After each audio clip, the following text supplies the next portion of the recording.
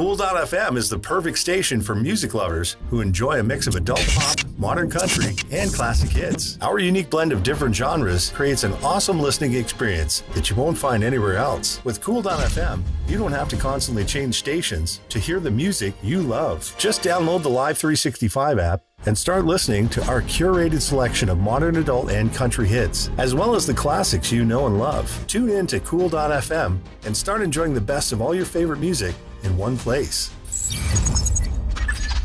Hi, this is John Dexter, the creator and writer of Dexter Detective and Alpha Dogs, and you're watching and listening to Two Geeks Talking.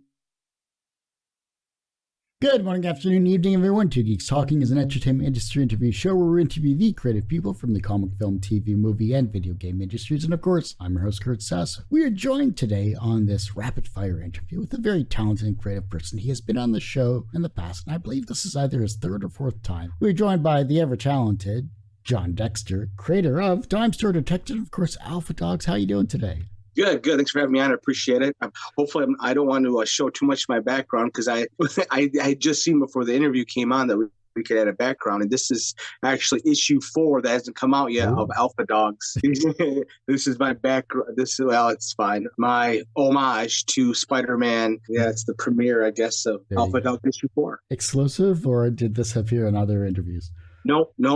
I got it last week, and I didn't want to show anybody until Dime Store Detective issue 2 came out. But yeah, I'm very proud of it. I'm going to move over to the side so you can see it. And, I'm very happy about it. So yeah, it looks great. It really does. Yeah, it does. So for those that don't know anything about yourself as a creative person, tell us who you are and what you're bringing to Two Geeks Talking.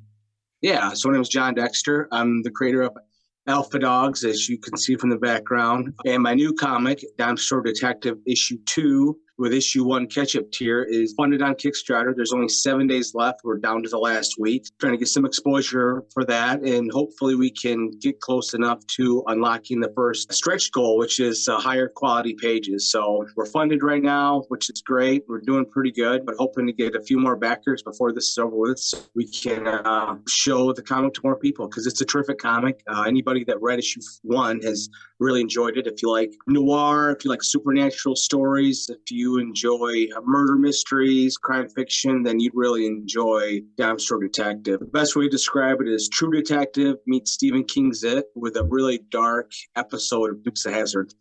I was looking at the campaign. I loved the video. It had a lot of action, a lot of scenes going on there as well too. Yeah. Colors looked amazing, and I'm glad that it is funded. You did touch on Dime Store Detective when we first chatted, our second interview there. But what makes the best noir detective story in your opinion? I would say probably a detective who, doesn't play by the rules, kind of guy goes by the beat of his own drum. If he's not pissing off the top brass and he's doing something wrong, that's how I feel. He doesn't kowtow to anybody, and his number one goal is trying to expose the villain or the bad guy and to bring closure to a family. And to him, it's not about the money or the job. It's real passion for bringing justice to families. So that is something that I think leads me to like a noir story. And it's got, you got your dame, you got your woman that you're not sure whose side she's on,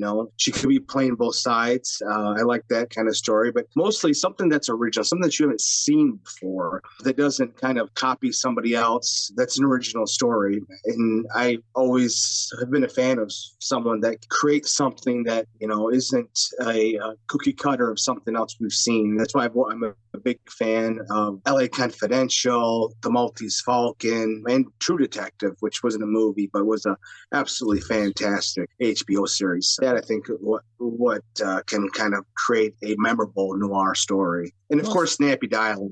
You gotta have the snappy dialogue. Raymond Chandler, I don't know if you're familiar, the Raymond Chandler dialogue that is just so snappy, and the metaphors, it's just good stuff. Yeah, there's a lot of really amazing shows, and there's different styles, obviously, as well, too. I always found that if they ever did Sherlock, like the reboot that they did with Sherlock, if they did that more noir style, I think that would be a really interesting twist on that style of character. Absolutely. Yeah, that's a good idea. There you go. you got your next $1 million idea, Kurt. Yeah. See if I think that would be a good idea. See if Benedict is available after all the Marvel stuff, just for something different. I'm pretty sure that Sherlock Holmes is public domain now. Oh, yeah, it is. Yeah, sweet. I see now they've totally massacred Winnie the Pooh. So literally, yeah, literally, it's kind of a shame. I'm not a big fan. I don't mind doing that, but when you make it like he's a serial killer, you just kind of demean the spirit of the character. That kind of rubs me the wrong way. But and the funny thing is, they're doing Bambi as well as the next horror film. Oh gosh, yeah. I guess when you don't, you're not creative enough to come up with your own stuff, just rip off somebody that's long since dead. But that's obviously not what's happening here in Dime Store Detective. Talk about no. No, it's a totally original story. What I'm proud about with Dime Store Detective, while it's got the hallmarks of a noir story like your True Detective, your Confidential, it definitely stands on its own 2 feet. And unlike any of those stories, this has a supernatural element that connects the past and the present throughout the story as we thread through.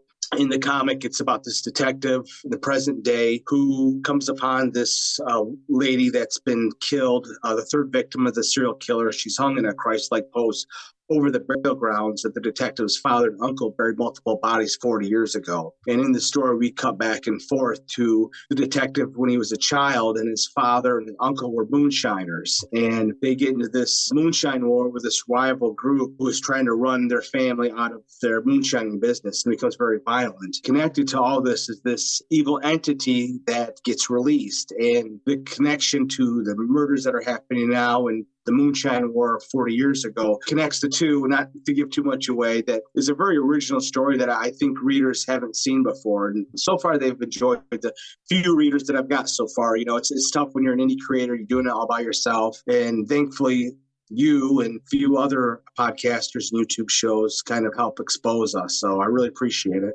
Oh, well, I love having you on because I always find it amazing to see what you're creating, because Alpha Dogs was our first connection overall there, and you've evolved that story and those characters as well too.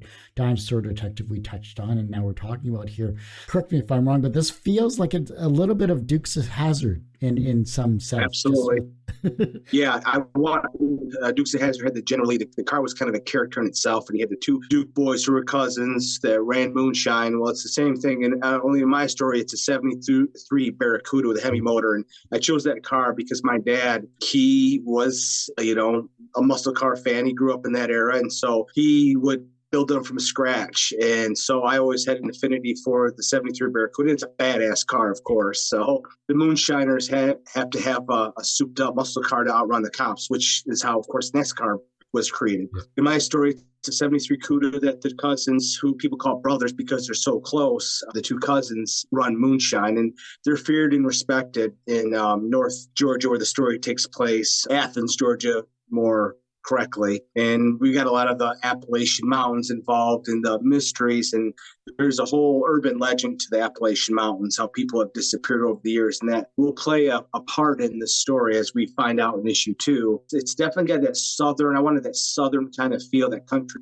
feel to it, because I think, the Appalachian Mountains and that period of time in my story, 1981, hasn't been really exposed that much, that the moonshine running that was done, but this is much darker than it. Dukes of Hazzard, that's why I said a very dark issue of Dukes of Hazzard, because here we have the Dixie Mafia, who are actually real, and some people say they still are around today, created a lot of crime. So part of our storytelling of today that isn't really talked about and hasn't really been exposed. And so I think I'm taking something that is going to be new to readers that they haven't seen and can learn, because I like stories where you kind of get exposed to something that you're not familiar with and learn a little something. I mean, we've done New York a billion times in stories, or Chicago, and I think where my story setting is not something that people are used to, and I think it's very entertaining for them. Switch up the scenery, it's that, or you're going to end up in California or Texas or something, and then it's like, well, now we're at Walker Ranger style of a detective and everything like that. So yeah, I hate repetition. I love reading or watching something or a setting that is very unfamiliar, that you learn about the people, a time period that hasn't really been been really touched upon. So I think it's pretty cool. The research of this here, obviously you had to look into the Appalachian Mountains. You had to, some of the history of that location. Why that area in particular? Why does it draw you there? Did you visit it one time and see something? No, well, the geography just fit for the story, because I had to have the moonshine. I had to have a mountain setting for the Appalachian Mountains. And I had to have counties that were dry counties, where you couldn't have alcohol. So it kind of lent itself all. And I worked in Georgia a few times, and I do like it, except for the summer. Stay away from the summers in Georgia. Yeah, and I love, I just think the Appalachian Mountains hasn't really been in stories that much. I had read the book, and I'm going to blank on it. I know. Oh boy, A Walk in the Woods. Oh yeah. They made a movie out of it, and it's about this guy, true story, who goes and he's going to walk the whole Appalachian Trail. And I learned a lot about the history, the urban legends of all the murders and disappearances, and there's caves in there that some people have never really seen that are discovered even more recently. And that may lend itself into my story here of a certain cave. They might have something trapped in there for many, many years. Well, I don't want you to spoil, obviously, your story here, of course. But, looking at that comic conventions circuit that you do visit every so often here, you had issue 1 in print already, and you were selling it at conventions. Like, what was the reaction once they were looking at Alpha Dogs and Dime Store Detective? What were their reactions to Dime Store Detective? Well, 9 times out of 10, they pass right by Dime Store Detective and go right to Alpha Dogs. Okay. I mean, it's this big hulking dog, this beautiful dog, and the artwork is just magnificent with Alpha Dogs. And, even if you're not a dog fan, everybody's got an affinity. Everybody's got a story, mostly good about a dog. And, they're, for the most part, innocent creatures. And so most people they always gravitate towards Alpha Dogs. And but when I tell them a little bit about Dime Store, it kind of piques their interest. But there's 3 issues. So this year, last year I only got to 2 conventions. I just got started. This year I've already been to 3, and I've done quite well, actually. I was very proud to say that. So I've been to 2 conventions so far this year. I sold 64 issues of my comics, which to Marvel or some big comic book person, that's probably peanuts. But to me, just some guy that no one knows me from Adam, was able to sell 64 issues. I was very, very proud of that. And if anybody's in the Cadillac, Michigan area, Saturday, I have a table there that I'll be selling Alpha Dogs and Dime Store Detective. So if anybody's around Cadillac, Michigan, or even come Saturday to their Comic-Con, I'll be there. Hopefully you get a flood of people coming towards. I hope so. I don't know how many people will be at the Cadillac convention. It's not one of the bigger ones, but you never know. It's funny about conventions, those few that I've been to, some of these big ones, you hardly sell any. And some of the small ones, you sell a lot. So you just never know. Hey, one sale is still a positive number either way. It doesn't matter what your total end goal is. You made one sale. That's the start of a great business there. So I love it. It is. And that's kind of how you grow, is going to the convention, that one-on-one connection with people, because, there's obviously thousands of comics out there, and really what sells your comic is you, in the beginning. So I'm able to do a good enough pitch that they like. And so far that it's paid off. They've been selling at the convention. How was this campaign, say, compared to your Alpha Dogs campaign that you did earlier this year? It is tougher. Alpha Dogs, I was able, now I have a trailer with this one. So if you, at the very least, go check out the trailer for Dime Store Detective. I'm very proud of it. I think I'm do pretty good with writing the trailers. I don't create them. I'm not that good. Yeah, Alpha Dogs is definitely easier to sell. You've got the dog. You've got this dog with superpowers you can easily see. With Dime Store Detective, it's not as easy because there's a lot of crime stories, I guess. So people love dogs, that's all there is to it. And just on the surface, you see this dog with the glowing eyes, and automatically people gravitate towards it. With Dime Store Detective, it's got a different feel. It's not this Superman artwork, it's got the demon. So the artwork is while it's really cool, it's as easy to sell as, say, Alpha Dogs. And this is just one more step in terms of your writing journey, in terms of comics there. You're obviously, you're expanding your different genres. You're not sticking to one set piece like some people do with their series there. I probably been smarter to do that, but I can't help it. Whatever drives me, what my passion is, and this has been my passion for the last year is Dime Store Detective. I'm really, I could have done an offshoot of Alpha Dogs. Yeah, Alpha Dogs has definitely been easier. But Dime Store Detective, I only had one issue in. With the Alpha Dogs, I have 3 issues in. So you've got to build the readership. And so hopefully with Dime Store Detective 2, they'll see, hey, this is building. The first issue is always the toughest because you're trying to introduce these characters. You're trying to just get enough in to introduce things. You can't tell the whole story in one issue. You got to build it, and especially a noir like this, there's a lot of building to it. But I believe that with issue 2, issue 2 is 28 pages, 4 more pages than issue 1. So there's a lot more that I'm able to delve into and get going on it. How many issues are you planning for Dime Store Detective? Are you just going to keep going, or? It's an 8-issue miniseries.